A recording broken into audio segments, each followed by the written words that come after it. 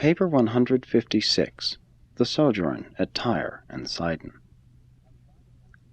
On Friday afternoon, June 10, Jesus and his associates arrived in the environs of Sidon, where they stopped at the home of a well-to-do woman who had been a patient in the Bethsaida hospital during the times when Jesus was at the height of his popular favor. The evangelists and the apostles were lodged with her friends in the immediate neighborhood, and they rested over the Sabbath day amid these refreshing surroundings. They spent almost 2½ weeks in Sidon and vicinity before they prepared to visit the coast cities to the north. This June Sabbath day was one of great quiet. The evangelists and apostles were together, absorbed in their meditations regarding the discourses of the Master on religion, to which they had listened en route to Sidon. They were all able to appreciate something of what he had told them, but none of them fully grasped the import of his teaching. 1. The Syrian Woman. There lived near the home of Cheruska, where the Master lodged, a Syrian woman who had heard much of Jesus as a great healer and teacher, and on this Sabbath afternoon she came over bringing her little daughter. The child, about 12 years old, was afflicted with a grievous nervous disorder characterized by convulsions and other distressing manifestations. Jesus had charged his associates to tell no one of his presence at the home of Cheruska, explaining that he desired to have a rest. While they had obeyed their master's instructions, the servant of Cheruska had gone over to the house of this Syrian woman, Norana, to inform her that Jesus lodged at the home of her mistress, and had urged this anxious mother to bring her afflicted daughter for healing. This mother, of course, believed that her child was possessed of a demon, an unclean spirit. When Norana arrived with her daughter, the Alphaeus twins explained through an interpreter that the Master was resting and could not be disturbed, whereupon Norana replied that she and the child would remain right there until the Master had finished his rest. Peter also endeavored to reason with her and to persuade her to go home. He explained that Jesus was weary with much teaching and healing, and that he had come to Phoenicia for a period of quiet and rest. But it was futile. Norana would not leave. To Peter's entreaty she replied only, "I will not depart until I have seen your Master. I know he can cast the demon out of my child, and I will not go until the healer has looked upon my daughter." Then Thomas sought to send the woman away, but met only with failure. To him she said, "I have faith that your Master can cast out this demon which torments my child. I have heard of his mighty works in Galilee, and I believe in him. What has happened to you, his disciples, that you would send away those who come seeking your Master's help?" And when she had thus spoken, Thomas withdrew. Then came forward Simon Zelotes to remonstrate with Norana. Said Simon, "Woman, you are a Greek-speaking Gentile. It is not right that you should expect the Master to take the bread intended for the children of the favored household and cast it to the dogs." But Norana refused to take offense at Simon's thrust. She replied only, "Yes, teacher, I understand your words. I am only a dog in the eyes of the Jews, but as concerns your Master, I am a believing dog. I am determined that he shall see my daughter, for I am persuaded that, if he shall but look upon her, he will heal her. And even you, my good man, would not dare to deprive the dogs of the privilege of obtaining the crumbs which chance to fall from the children's table." At just this time the little girl was seized with a violent convulsion before them all, and the mother cried out, "There, you can see that my child is possessed by an evil spirit. If our need does not impress you, it would appeal to your Master, who I have been told loves all men and dares even to heal the Gentiles when they believe. You are not worthy to be his disciples. I will not go until my child has been cured." Jesus, who had heard all of this conversation through an open window, now came outside, much to their surprise, and said, "O woman, great is your faith, so great that I cannot withhold that which you desire. Go your way in peace. Your daughter already has been made whole." And the little girl was well from that hour. As Norana and the child took leave, Jesus entreated them to tell no one of this occurrence, and while his associates did comply with this request, the mother and the child ceased not to proclaim the fact of the little girl's healing throughout all the countryside, and even in Sidon, so much so that Jesus found it advisable to change his lodgings within a few days. The next day, as Jesus taught his apostles, commenting on the cure of the daughter of the Syrian woman, he said, "And so it has been all the way along. You see for yourselves how the Gentiles are able to exercise saving faith in the teachings of the gospel of the kingdom of heaven. Verily, verily, I tell you, that the Father's kingdom shall be taken by the Gentiles, if the children of Abraham are not minded to show faith enough to enter therein.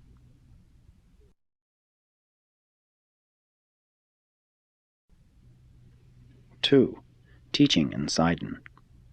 In entering Sidon, Jesus and his associates passed over a bridge, the first one many of them had ever seen. As they walked over this bridge, Jesus, among other things, said, "This world is only a bridge. You may pass over it, but you should not think to build a dwelling place upon it." As the 24 began their labors in Sidon, Jesus went to stay in a home just north of the city, the house of Justa and her mother Bernice. Jesus taught the 24 each morning at the home of Justa, and they went abroad in Sidon to teach and preach during the afternoons and evenings. The apostles and the evangelists were greatly cheered by the manner in which the Gentiles of Sidon received their message. During their short sojourn, many were added to the kingdom. This period of about 6 weeks in Phoenicia was a very fruitful time in the work of winning souls, but the later Jewish writers of the Gospels were wont lightly to pass over the record of this warm reception of Jesus' teachings by these Gentiles at this very time, when such a large number of his own people were in hostile array against him. In many ways, these Gentile believers appreciated Jesus' teachings more fully than the Jews. Many of these Greek-speaking Syrophoenicians came to know not only that Jesus was like God, but also that God was like Jesus. These so-called heathen achieved a good understanding of the Master's teachings about the uniformity of the laws of this world and the entire universe. They grasped the teaching that God is no respecter of persons, races, or nations, that there is no favoritism with the universal Father, that the universe is wholly and ever law-abiding and unfailingly dependable. These Gentiles were not afraid of Jesus. They dared to accept his message. All down through the ages, men have not been unable to comprehend Jesus. They have been afraid to. Jesus made it clear to the 24 that he had not fled from Galilee because he lacked courage to confront his enemies.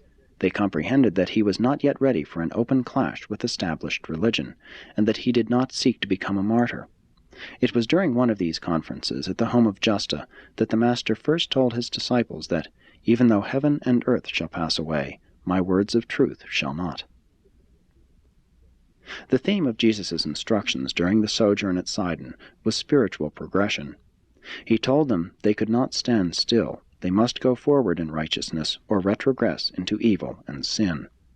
He admonished them to forget those things which are in the past while you push forward to embrace the greater realities of the kingdom.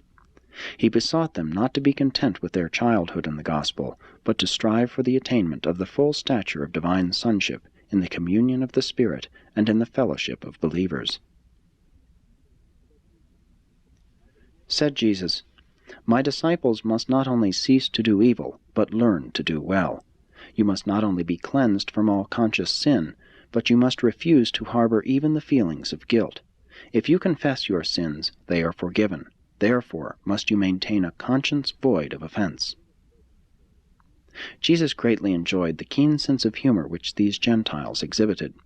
It was the sense of humor displayed by Norana, the Syrian woman, as well as her great and persistent faith, that so touched the Master's heart and appealed to his mercy.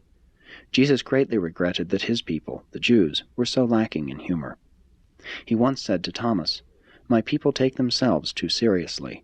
They are just about devoid of an appreciation of humor."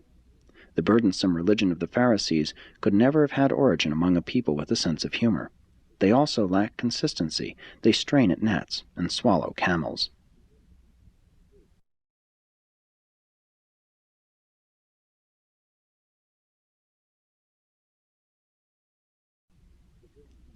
(3) The journey up the coast. On Tuesday, June 28, the Master and his associates left Sidon, going up the coast to Porphyrion and Heldua. They were well received by the Gentiles, and many were added to the kingdom during this week of teaching and preaching. The apostles preached in Porphyrion, and the evangelists taught in Heldua. While the 24 were thus engaged in their work, Jesus left them for a period of 3 or 4 days, paying a visit to the coast city of Beirut, where he visited with a Syrian named Malach, who was a believer and who had been at Bethsaida the year before. On Wednesday, July 6, they all returned to Sidon and tarried at the home of Justa until Sunday morning, when they departed for Tyre, going south along the coast by way of Sarepta, arriving at Tyre on Monday, July 11. By this time the apostles and the evangelists were becoming accustomed to working among these so-called Gentiles, who were, in reality, mainly descended from the earlier Canaanite tribes of still earlier Semitic origin. All of these people spoke the Greek language. It was a great surprise to the apostles and evangelists to observe the eagerness of these Gentiles to hear the gospel and to note the readiness with which many of them believed.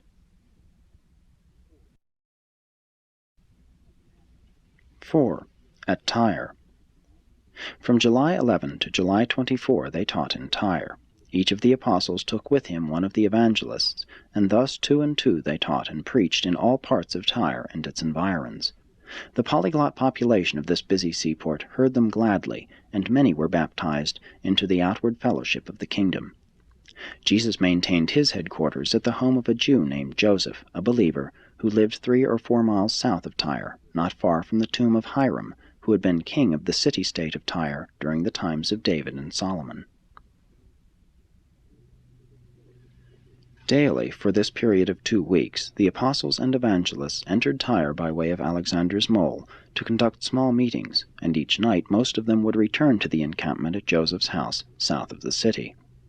Every day believers came out from the city to talk with Jesus at his resting place. The Master spoke in Tyre only once, on the afternoon of July 20, when he taught the believers concerning the Father's love for all mankind, and about the mission of the Son to reveal the Father to all races of men.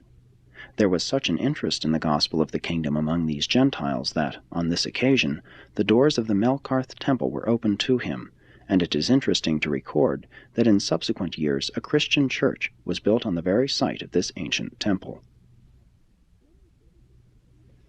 Many of the leaders in the manufacture of Tyrian purple, the dye that made Tyre and Sidon famous the world over, and which contributed so much to their worldwide commerce and consequent enrichment, believed in the kingdom. When, shortly thereafter, the supply of the sea animals which were the source of this dye began to diminish, these dye-makers went forth in search of new habitats of these shellfish, and thus migrating to the ends of the earth, they carried with them the message of the fatherhood of God and the brotherhood of man, the gospel of the kingdom.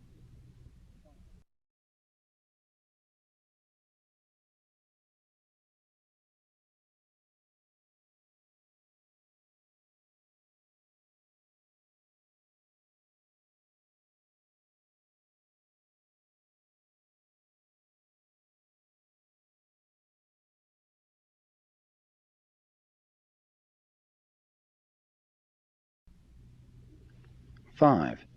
Jesus' teaching at Tyre.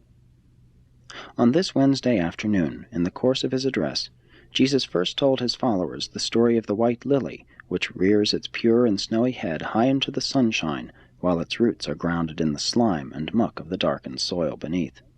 Likewise, said he, mortal man, while he has his roots of origin and being in the animal soil of human nature, can, by faith, raise his spiritual nature up into the sunlight of heavenly truth, and actually bear the noble fruits of the Spirit." It was during this same sermon that Jesus made use of his first and only parable having to do with his own trade, carpentry. In the course of his admonition to build well the foundations for the growth of a noble character of spiritual endowments, he said, "In order to yield the fruits of the Spirit, you must be born of the Spirit. You must be taught by the Spirit and be led by the Spirit, if you would live the Spirit-filled life among your fellows. But do not make the mistake of the foolish carpenter, who wastes valuable time squaring, measuring, and smoothing his worm-eaten and inwardly rotting timber, and then, when he has thus bestowed all of his labor upon the unsound beam, must reject it as unfit to enter into the foundations of the building which he would construct to withstand the assaults of time and storm. Let every man make sure that the intellectual and moral foundations of character are such as will adequately support the superstructure of the enlarging and ennobling spiritual nature, which is thus to transform the mortal mind, and then, in association with that recreated mind, is to achieve the evolvement of the soul of immortal destiny. Your spirit nature, the jointly created soul, is a living growth, but the mind and morals of the individual are the soil from which these higher manifestations of human development and divine destiny must spring. The soil of the evolving soul is human and material, but the destiny of this combined creature of mind and spirit is spiritual and divine. On the evening of this same day, Nathanael asked Jesus, Master, why do we pray that God will lead us not into temptation, when we well know from your revelation of the Father that he never does such things? Jesus answered Nathanael, It is not strange that you ask such questions, seeing that you are beginning to know the Father as I know him, and not as the early Hebrew prophets so dimly saw him. You well know how our forefathers were disposed to see God in almost everything that happened. They looked for the hand of God in all natural occurrences and in every unusual episode of human experience. They connected God with both good and evil. They thought he softened the heart of Moses and hardened the heart of Pharaoh. When man had a strong urge to do something good or evil, he was in the habit of accounting for these unusual emotions by remarking, The Lord spoke to me, saying, Do thus and so, or go here and there. Accordingly, since men so often and so violently ran into temptation, it became the habit of our forefathers to believe that God led them thither for testing, punishing, or strengthening. But you indeed now know better. You know that men are all too often led into temptation by the urge of their own selfishness, and by the impulses of their animal natures. When you are in this way tempted, I admonish you that, while you recognize temptation honestly and sincerely for just what it is, you intelligently redirect the energies of spirit, mind, and body which are seeking expression into higher channels and toward more idealistic goals. In this way may you transform your temptations into the highest types of uplifting mortal ministry, while you almost wholly avoid these wasteful and weakening conflicts between the animal and spiritual natures. But let me warn you against the folly of undertaking to surmount temptation by the effort of supplanting one desire by another and supposedly superior desire through the mere force of the human will. If you would be truly triumphant over the temptations of the lesser and lower nature, you must come to that place of spiritual advantage where you have really and truly developed an actual interest in and love for those higher and more idealistic forms of conduct which your mind is desirous of substituting for these lower and less idealistic habits of behavior that you recognize as temptation. You will in this way be delivered through spiritual transformation rather than be increasingly overburdened with the deceptive suppression of mortal desires. The old and the inferior will be forgotten in the love for the new and the superior. Beauty is always triumphant over ugliness in the hearts of all who are illuminated by the love of truth. There is mighty power in the expulsive energy of a new and sincere spiritual affection. And again I say to you, be not overcome by evil, but rather overcome evil with good. Long into the night the apostles and evangelists continued to ask questions, and from the many answers we would present the following thoughts, restated in modern phraseology. Forceful ambition, intelligent judgment, and seasoned wisdom are the essentials of material success. Leadership is dependent on natural ability, discretion, willpower, and determination. Spiritual destiny is dependent on faith, love, and devotion to truth, hunger and thirst for righteousness, the wholehearted desire to find God and to be like him. Do not become discouraged by the discovery that you are human. Human nature may tend toward evil, but it is not inherently sinful. Be not downcast by your failure wholly to forget some of your regrettable experiences. The mistakes which you fail to forget in time will be forgotten in eternity. Lighten your burdens of soul by speedily acquiring a long-distance view of your destiny, a universe expansion of your career. Make not the mistake of estimating the soul's worth by the imperfections of the mind or by the appetites of the body. Judge not the soul nor evaluate its destiny by the standard of a single unfortunate human episode. Your spiritual destiny is conditioned only by your spiritual longings and purposes. Religion is the exclusively spiritual experience of the evolving immortal soul of the God-knowing man. But moral power and spiritual energy are mighty forces which may be utilized in dealing with difficult social situations and in solving intricate economic problems. These moral and spiritual endowments make all levels of human living richer and more meaningful. You are destined to live a narrow and mean life if you learn to love only those who love you. Human love may indeed be reciprocal, but divine love is outgoing in all its satisfaction-seeking.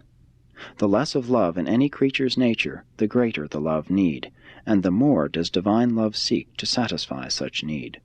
Love is never self-seeking, and it cannot be self-bestowed. Divine love cannot be self-contained, it must be unselfishly bestowed. Kingdom believers should possess an implicit faith, a whole-souled belief in the certain triumph of righteousness.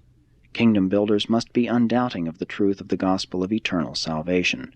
Believers must increasingly learn how to step aside from the rush of life, escape the harassments of material existence, while they refresh the soul, inspire the mind, and renew the spirit by worshipful communion. God-knowing individuals are not discouraged by misfortune or downcast by disappointment. Believers are immune to the depression consequent upon purely material upheavals. Spirit livers are not perturbed by the episodes of the material world. Candidates for eternal life are practitioners of an invigorating and constructive technique for meeting all of the vicissitudes and harassments of mortal living. Every day a true believer lives, he finds it easier to do the right thing. Spiritual living mightily increases true self-respect. But self-respect is not self-admiration. Self-respect is always coordinate with the love and service of one's fellows. It is not possible to respect yourself more than you love your neighbor. The one is the measure of the capacity for the other. As the days pass, every true believer becomes more skillful in alluring his fellows into the love of eternal truth. Are you more resourceful in revealing goodness to humanity today than you were yesterday? Are you a better righteousness recommender this year than you were last year? Are you becoming increasingly artistic in your technique of leading hungry souls into the spiritual kingdom? Are your ideals sufficiently high to ensure your eternal salvation, while your ideas are so practical as to render you a useful citizen to function on earth in association with your mortal fellows? In the spirit, your citizenship is in heaven. In the flesh, you are still citizens of the earth kingdoms. Render to Caesars the things which are material, and to God those which are spiritual. The measure of the spiritual capacity of the evolving soul is your faith in truth and your love for man. But the measure of your human strength of character is your ability to resist the holding of grudges and your capacity to withstand brooding in the face of deep sorrow. Defeat is the true mirror in which you may honestly view your real self. As you grow older in years and more experienced in the affairs of the kingdom, are you becoming more tactful in dealing with troublesome mortals, and more tolerant in living with stubborn associates?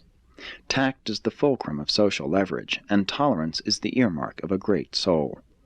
If you possess these rare and charming gifts, as the days pass, you will become more alert and expert in your worthy efforts to avoid all unnecessary social misunderstandings. Such wise souls are able to avoid much of the trouble which is certain to be the portion of all who suffer from lack of emotional adjustment, those who refuse to grow up, and those who refuse to grow old gracefully. Avoid dishonesty and unfairness in all your efforts to preach truth and proclaim the gospel. Seek no unearned recognition and crave no undeserved sympathy. Love, freely receive, from both divine and human sources regardless of your deserts, and love freely in return. But in all other things related to honor and adulation, seek only that which honestly belongs to you. The God-conscious mortal is certain of salvation. He is unafraid of life. He is honest and consistent. He knows how bravely to endure unavoidable suffering. He is uncomplaining when faced by inescapable hardship. The true believer does not grow weary in well-doing just because he is thwarted. Difficulty whets the ardor of the truth lover, while obstacles only challenge the exertions of the undaunted kingdom builder. And many other things Jesus taught them before they made ready to depart from Tyre.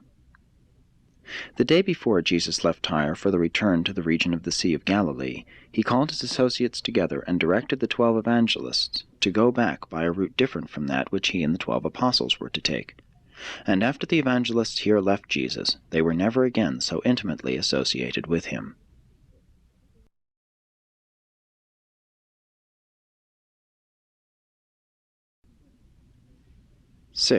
The return from Phoenicia. About noon on Sunday, July 24, Jesus and the 12 left the home of Joseph, south of Tyre, going down the coast to Ptolemais. Here they tarried for a day, speaking words of comfort to the company of believers resident there. Peter preached to them on the evening of July 25. On Tuesday they left Ptolemais, going east inland to near Jotapata by way of the Tiberias road. Wednesday they stopped at Jotapata and instructed the believers further in the things of the kingdom. Thursday they left Jotapata, going north on the Nazareth-Mount Lebanon trail to the village of Zebulun by way of Ramah.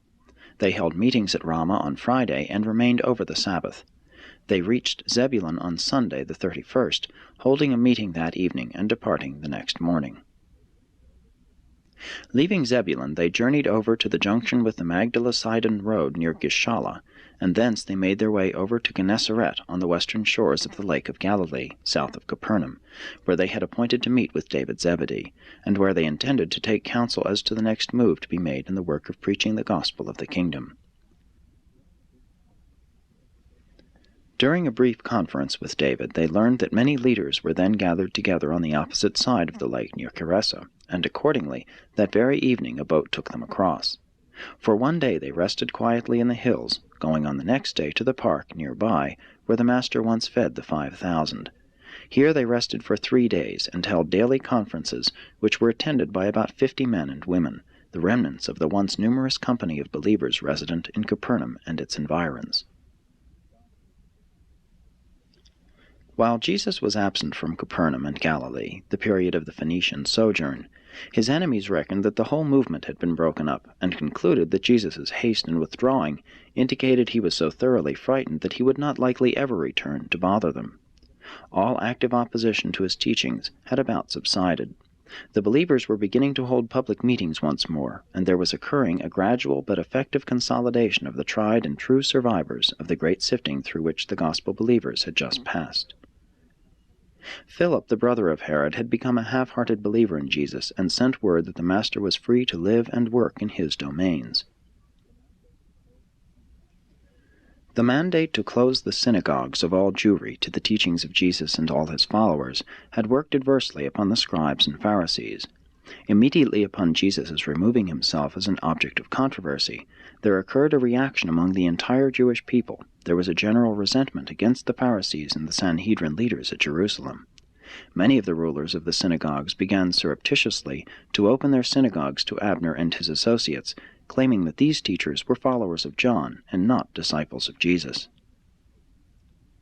Even Herod Antipas experienced a change of heart, and, on learning that Jesus was sojourning across the lake in the territory of his brother Philip, sent word to him that, while he had signed warrants for his arrest in Galilee, he had not so authorized his apprehension in Perea, thus indicating that Jesus would not be molested if he remained outside of Galilee, and he communicated this same ruling to the Jews at Jerusalem.